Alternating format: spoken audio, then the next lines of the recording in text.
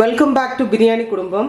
இன்னைக்கு வந்து நம்ம சண்டே vlog பார்க்க போறோம். ஸோ இன்னைக்கு வந்து நாங்கள் வந்து மட்டன் சிக்கன்ல எடுக்கல, இன்னைக்கு வந்து நண்டு செய்ய போறோம். இதில் வந்து ஒரு 3/4 கிலோ நண்டு இருக்குது. இந்த நண்டு வச்சு இன்னைக்கு நண்டு குழம்பு செய்ய போறேன். அப்புறம் இதுலேயே வந்து ஒரு 4 நண்டு எடுத்து வச்சு நான் நண்டு ரசம் கொஞ்சம் செய்ய போறோம். ஸோ இந்த நண்டு குழம்புக்கு வந்து முதல் மசாலா அரைச்சிக்கலாம். ஸோ மசாலா அரைக்க ரொம்ப ஈஸி. ஒரு அரை மூடி தேங்காய் திருவி எடுத்து வச்சிருக்கிற மிக்சியில் இது கூட ஒரு 4-5 சின்ன வெங்காயம், ஒரு டீஸ்பூன் சோம்பு ஆட் பண்ணி நம்ம நைஸாக அரைச்சிக்கலாம். என்கிட்ட வந்து சோம்பு இல்லை, அதனால் நான் வந்து மசாலா வதக்கிறப்போ நான் கொஞ்சம் சோம்பு தூள் வந்து ஆட் பண்ணிக்குவேன், வீட்டில் அரைச்சி வச்ச சோம்பு தூள். ஸோ இப்போ இதை நல்லா நைஸாக அரைச்சி எடுத்து தனியாக வச்சிடலாம். இது வந்து பழைய காலத்து கல் சட்டி. இதில் வந்து மீன் குழம்பு நண்டு குழம்புல இதில் வச்சா நல்லா டேஸ்ட்டாக இருக்கும். ஸோ நான் இன்றைக்கி இதில் தான் சமைக்க போகிறேன். தேவையான அளவு எண்ணெய் ஊற்றிக்கலாம். ஒரு குளிக்கரண்டி எண்ணெய் ஊற்றுறேன். இப்போ இந்த நண்டு குழம்பு வந்து காலை பிரேக்ஃபாஸ்ட்டுக்கு தான் செய்ய போகிறோம். ஸோ தோசையும் நண்டு குழம்பு தான் செய்ய போகிறோம்.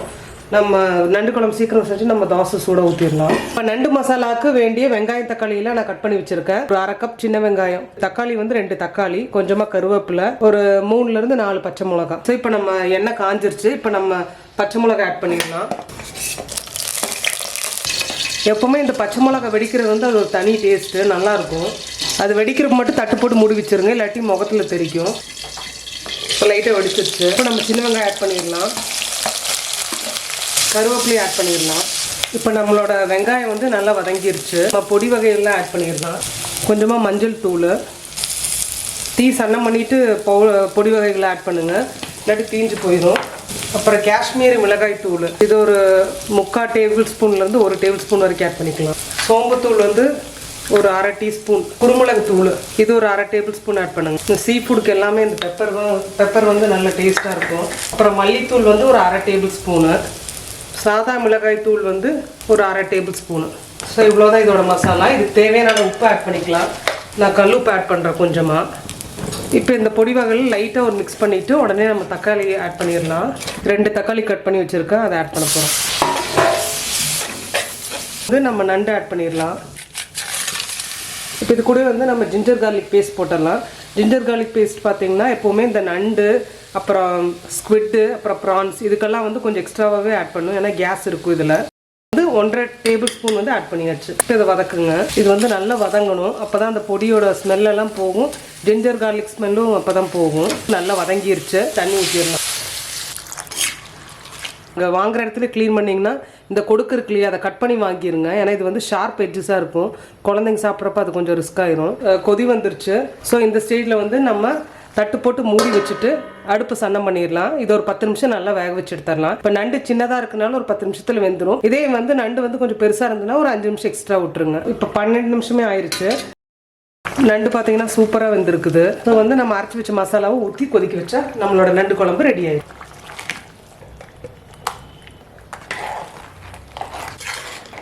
இப்போ நம்மளோட நண்டு குழம்பு வந்து நல்லா கொதி வந்துருச்சு. கொத்தமல்லி இலை தூவி நம்ம இறக்கி வச்சிடலாம்.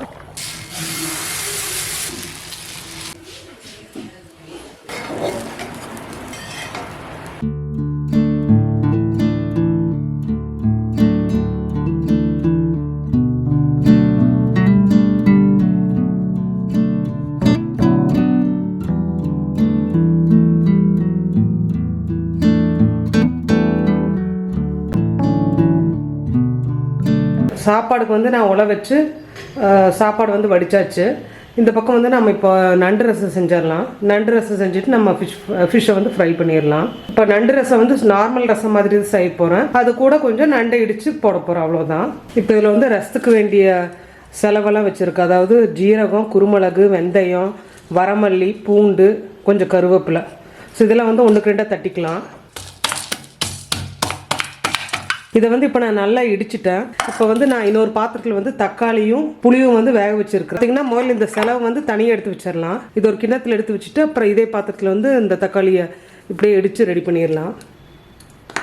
தக்காளியோட தோல் மட்டும் எடுத்துட்டு தக்காளியோட பல்ப்பை வந்து நல்லா இடிச்சிடலாம். தக்காளியை வந்து இடிச்சாச்சு. புளி வேக வச்சிருக்கோம் இல்லையா, அதை வந்து தண்ணி ஊற்றி நல்லா பிசைஞ்சு போட்டுடலாம். தனியாக வச்சிடலாம். சின்ன நண்டு ஒரு 4-5 பீஸ் எடுத்து வச்சுருக்கேன். இதை வந்து நம்ம ரசத்துக்கு தட்டிடலாம். ரொம்ப நுணுக்கணும்னு அவசியம் இல்லை, 1க்கு 2 தட்டினா போதும். ஜஸ்ட் அந்த உள்ளே இருக்கிற அந்த ஜூஸ் வந்து இருக்கணும். இது வந்து கழுவி வச்சுருந்த நண்டு, அதை தான் நம்ம இப்போ இடிக்க போகிறோம். இடித்ததுக்கப்புறம் கழுவக்கூடாது. அவ்வளோதான். இது சின்ன நண்டுனால ஈஸியாக இதாகிடுச்சு. அவ்வளோதான். இந்த கொடுக்கு மேலெல்லாம் ரொம்ப தட்டாதீங்க, ஏன்னா அந்த கொடுக்கு வந்து பிட்ஸ் அண்ட் பீசஸ் ஆச்சுன்னா இப்போ ரசம் குடிக்கிறப்போ நல்லா இருக்காது. ஸோ இது எடுத்து வச்சிடலாம். இப்போ நம்ம ரசத்துக்கு வந்து தாளிச்சு விட்டுறலாம். இப்போ நம்ம ரசத்துக்கு வந்து மஞ்சத்தூள் போட மறந்துட்டோம். ஸோ இந்த நண்டுலேயே வந்து கொஞ்சம் மஞ்சத்தூளும் கொஞ்சம் கொத்தமல்லி இலையும் போட்டு 1-2 இடிச்சிடலாம். கொத்தமல்லி இலை எடுத்து வச்சுருக்கேன். இதில் தண்டோடு இருக்கிற கொஞ்சம் பாதி இலையை மட்டும் எடுத்து இதில் 1-2 தட்டிக்கலாம். நண்டை கொஞ்சம் ஒதுக்கி வச்சுருங்க. ஒதுக்கி வச்சுட்டு அந்த கொத்தமல்லி இலை தண்டோடு இருக்குல்லையே அதை 1-2 தட்டிக்கோங்க. இது வந்து எக்ஸ்ட்ரா டேஸ்ட்டுக்காக. இப்போ ஒரு மண்சட்டி வச்சுருக்கேன். நீங்கள் மண்சட்டி வைக்கலாம், இல்லை வடச்சட்டி வச்சுக்கலாம். கொஞ்சமாக தேங்காய் ஊற்றிக்கோங்க. கொஞ்சமாக கடுகு தாளிச்சிக்கலாம். இப்போ கடுகு வந்து வெடிச்சிருச்சு. இப்போ நான் வந்து ஒரு 4-5 சின்ன வெங்காயம் அரிஞ்சு வச்சுருக்கேன். அது கூடவே வந்து 5-6 கருவேப்பிலை இலை இருக்குது, அதையும் போட்டு விட்டுடலாம். இந்த வெங்காயத்து கூடவே வந்து நம்ம தட்டி வச்சுருக்கிற இந்த குருமிளகு, ஜீரகம், பூண்டெல்லாம் இருக்குல்ல, அதையும் போட்டுடலாம். இது ஒரு 2 நிமிஷம் நல்லா வதக்கிக்கோங்க. அந்த வரமல்லியில் நம்ம தட்டி போட்டிருப்போம் இல்லையா, அந்த பச்சை ஸ்மெல் அடிக்கூடாதுங்கிறதுக்காக தான் நம்ம இப்படி வதக்குறது. லைட்டாக ஒரு 2 நிமிஷம் வதக்கினா போதும். நண்டை போட்டுடலாம். இதுக்கு ரசத்துக்கு தேவையான உப்பு போட்டுருங்க. எவ்வளோ போடுறேன். இப்போ நண்டு வேகிறதுக்கு அளவாக தண்ணி ஊற்றிக்கோங்க. 5-10 நிமிஷம் நல்லா வெந்ததுக்கப்புறம் நம்ம மற்ற வேலையை பார்க்கலாம். ரசம் ஒரு பக்கம் வேகட்டும். அதுக்குள்ளே நான் வந்து ஃபிஷ் ஃப்ரை பண்ண போகிறேன். இது வந்து கருப்பு செம்பள்ளி மீன். நான் மசாலா ஆல்ரெடி பரட்டி வச்சுருக்கேன். ஸோ இது வந்து நான் ஒரு பக்கம் நான் வடச்சட்டி வச்சு நான் ஃப்ரை பண்ண போகிறேன். அப்புறம் வந்து ப்ரான்ஸ் கொஞ்சம் க்ளீன் பண்ணி வச்சுருக்கேன். அதை வந்து மைக்ரோவேவில் செய்ய போகிறேன். அவ்வளோதான். இது வந்து நல்லா ப்ரஷ் பண்ணி விட்ருங்க, நல்லா ஸ்ப்ரெட் பண்ணி விட்ருங்க. பாருங்கள், இது க்ளீன் பண்ணி வச்சுருக்க ப்ரான்ஸு. தண்ணி இல்லாமல் போடுங்க. இப்போ வந்து இந்த ப்ரான்ஸ் ஃப்ரைக்கு தேவையான மசாலா ஆட் பண்ணிடலாம். பார்த்தீங்கன்னா இந்த கிண்ணத்தில் வந்து மஞ்சத்தூள், மிளகாத்தூள், அப்புறம் பெப்பரு, அப்புறம் உப்பு எல்லாம் வந்து ஆட் பண்ணியிருக்கேன். ஸோ இது வந்து அப்படி போட்டுடலாம். நம்ம அடுப்பு மாதிரி ஒவ்வொன்றா ஒவ்வொரு டைம்லலாம் போட தேவையில்லை. மைக்ரோவேவில் வந்து எல்லாம் ஆட் பண்ண வேண்டிய மொத்த இன்க்ரீடியன்ஸும் ஆட் பண்ணி கொஞ்சம் எண்ணெய் ஊற்றி மிக்ஸ் பண்ணி வச்சுட்டா போதும். ஒரு 1/2 tablespoon ginger garlic paste அதை ஆட் பண்ண போகிறேன். அவ்வளோதான். இப்போ இதை நம்ம மிக்ஸ் பண்ணிக்கலாம். இப்போ இதை வந்து மைக்ரோவேவில் நான் 5 to 8 மினிட்ஸ் செட் பண்ணி அதில் வந்து மைக்ரோவேவ்லேயே நான் ஃப்ரை பண்ண போகிறேன்.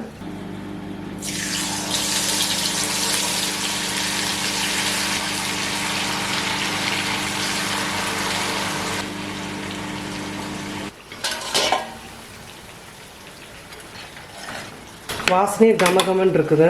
இப்போ வந்து நம்மளோட நண்டு வந்து நல்லா வெந்துருச்சு. ஸோ இந்த ஸ்டேஜில் வந்து நம்ம தக்காளியும் புளியும் வந்து கரைச்சி வச்சுருக்கோம் இல்லையா, அதை ஆட் பண்ணிக்கலாம்.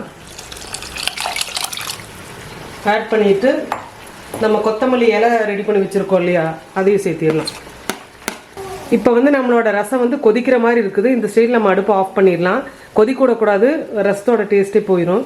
ஸோ இதோட நம்மளோட நண்டு ரசம் வந்து முடிஞ்சுது. ஸோ தட்டு போட்டு மூடிடலாம்.